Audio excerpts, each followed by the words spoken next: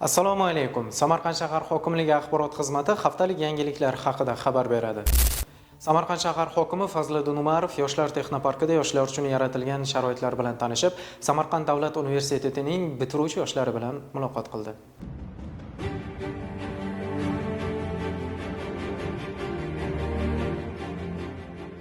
Ularda bitta apparat emas, 20 ta apparat bo'lishi mumkin. Mana buni bilaman.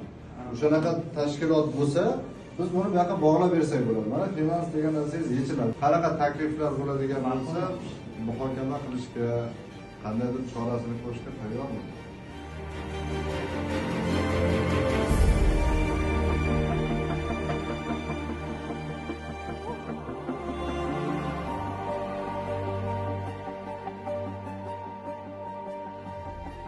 Davlat rahbarimiz yaqinda yoshlar bilan bo'lib o'tgan muloqotida juda ham ko'p masalalarni, vazifalarni qo'ydiki, ko'proq biz yoshlarni eshitishimiz kerak. Yoshlarni eshitsak, bugungi kundagi masalalarimiz, muammolarimizga javoblar, yechimlar yoshlarimizni o'zidan chiqadi. Hozirgi kunda biz talablar sifatida talablarimizni ham o'qib, hokimiyat tizimida qanday ish faoliyatini olib borsak bo'ladi. Shunaqa imkoniyatlar bormi? Butun Samarqand shahar talabalarimizni ishga kirishiga hokimiyat tomonidan qonuniy yordam berishga tayyormiz.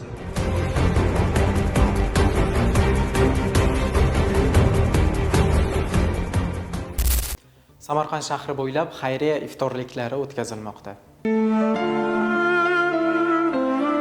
Bir ro'zadorga iftorlik qilib beradigan bo'lsa, o'sha ro'zadorni mislichalik savob beradi iftor qilib bergan insonga, ro'zadorni ham savobi kamaymaydi deydi. Ya'ni ikkalasiga ham bir xil Alloh savoblarni beradi deydi.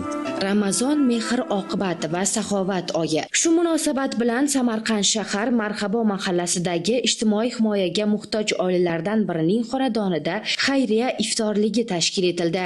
Azizlar, mana bugun ham alhamdulillah iftorlik qilishlik uchun, ya'ni bir xonadonni ko'nglini so'rab, xursandchilik kiritishlik uchun Qosim Ali akani xonadonlariga keldik. Chunki bu oilada azizlar nogiron farzandlari bor ekan. Albatta bemorlikka qarashlik bu oson ish emas. Tashabbuskorlar tomonidan oilaning yashash sharoiti o'rganilib, zarur mahsulotlar bilan ko'mak berildi. Iftorlik dasturxoni atrofida jam bo'lganlar muborak Ramazon oyining fazilatlari haqida suhbatlashib, shukronalik va sabr-toqatning ahamiyati haqida fikr almashdilar. Samimiy muhitda o'tgan iftorlik davomida ezgu tilaklar bildirilib, duolar qilindi. Muborak Ramazon oyida Marhabo mahallasida 20 dan ortiq kam ta'minlangan oilalarga yordamlar ko'rsatildi. 10 dan ortiq xonadonlarga oziq-ovqat mahsulotlari homiylar tomonidan, 16 nafar xonadonga muhtaram prezidentimiz Shavkat Mirziyoyev tomonidan Ramazon oyiga hadya sifatida konvertlar tarqatildi. 1 million so'mdan pul mablag'lari plastik kartalarga tashlab berildi. Bu asosiy, bu xayrli ishlarning asosiy maqsadi inson qadr-qimmati, inson qadr-qimmatini ulug'lash, ayniqsa ijtimoiy himoyaga muhtoj bo'lgan aholi qatlamiga ko'mak berish, ularni jamiyatga kerakli shaxs ekanligini his qildirish. Biz oilamizda 12 kishi yashaymiz. 2 o'g'lim bor, 2 kelinim, 5 ta nevaram. Xo'jayinim, men, bitta qizim bor, 2-guruh nogiron. Prezidentimizga rahmat.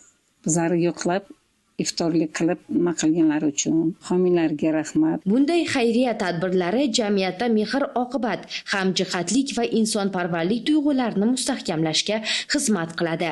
Eng asosiysi, muhtoj oilalar o'zlarini yolg'iz emasligini, doimo e'tibor va g'amxo'rlik markazida ekanini his etadilar. Samarqand shahar hokimligida yosh dasturchilar ishtirokida sun'iy intellekt imkoniyatlariga oid loyihalar taqdimoti bo'lib o'tdi.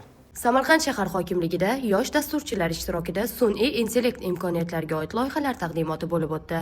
Shahar rahbari Fazliddin Umarov ishtirok etgan taqdimotda zamonaviy texnologiyalarni joriy etish orqali xizmatlar sifati va samaradorligini oshirish, turli sohalarda raqamli tizimlarni keng joriy etishga doir taklif va tashabbuslar muhokama qilindi. Jumladan, yosh dasturchilar tomonidan sun'iy intellekt yo'nalishida ishlab chiqilgan loyihalar taqdim etildi hamda ularni qo'llab-quvvatlash masalalari ko'rib chiqildi. Taqdimot yakunida shahar hokimi mazkur loyihalarni bosqichma-bosqich amalga oshirish, sohalar kesimida aniq takliflar va amaliy mexanizmlarni ishlab chiqish muhimligini ta'kidladi. Shahar hokimi jazoni ijro etish muassasasidagi yoshlar bilan uchrashdi. Samarqand shahar hokimi Fazliddin Umarov jazoni ijro etish koloniyasida saqlanayotgan yoshlar bilan ochiq muloqot o'tkazdi. Bugun mana shu jazoni o'tash muassasasida yoshlarimiz bilan muloqot qilishni reja qilgandik. Mana sizlar bilan ko'rishib turibmiz. Unda hokim yoshlar tomonidan o'rganilayotgan duradgorlik, santexnik va elektr payvandlash ishlari bilan tanishib, ularning faoliyatini ko'zdan kechirdi. Uchrashuvda yoshlar o'z taklif va muammolarini bildirdi.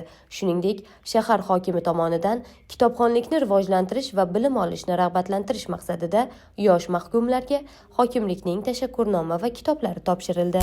Samarqand shahrida Munis onaxonlar hamda Dilbar opa-singillar uchun 8-mart Xalqaro xotin-qizlar kuni munosabati bilan bayram tadbiri hamda iftorlik tashkil etildi.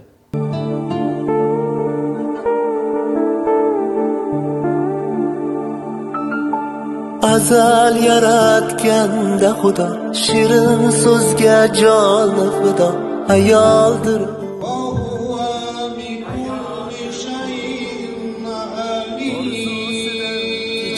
Goho yori uchun qilgan mo'tabar ayollar, avvalambor bayram hammalaringizga muborak bo'lsin. Nuroniylarimiz nomidan sizlarni muborakbod etaman. Aziz xotin-qizlar, boshimizga hamisha omon bo'linglar. Assalomu alaykum, hurmatli onaxonlar, Munis opa-singillar.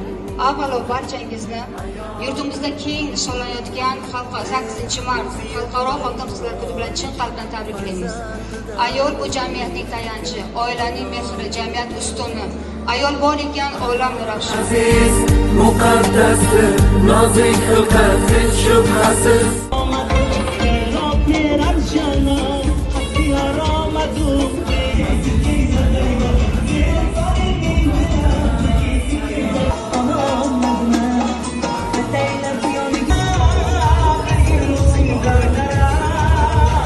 Liboslarning egnilariga yarashgan ichki ishlar organlari xodimalariga ayollar muborak bo'lsin. Sizga bitta sovg'a tanlashga o'rnatilgan. Sovg'a nima? Baxtli inson. Omadli insonni tanlab 155 raqam ishtirokchisini tanlab berasiz. 314 Ayyomingiz muborak bo'lsin. Mukofotlar muborak bo'lsin. Saqlar malikasi bo'lsin. Tashvish o'yi bor, yuragini kuydirgan shirin xayollarga emas, hasratga to'ydirgan bu hoksor ayol. Bag'ri yonib tursa-da, farzandlarin kuldirgan, issiq tandir o'chog'ida oy yuzini kuydirgan beg'ubor ayol. Prezidentimizni mehri, prezidentimizni e'tirofi, e'tibori nima uchun? Chunki u kishi biladiki, davlatimiz taqdiri, gullab yashayotgan yurtimiz taqdiri, jamiyatimizni tinchligi, kelgusi yangi O'zbekistonni taqdiri yangi avlod qo'lida.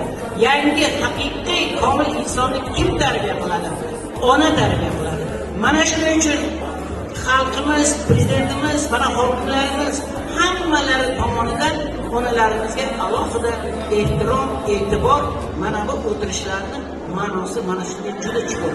Azal yaratganda Xudo shirin so'zga joni fido ayol.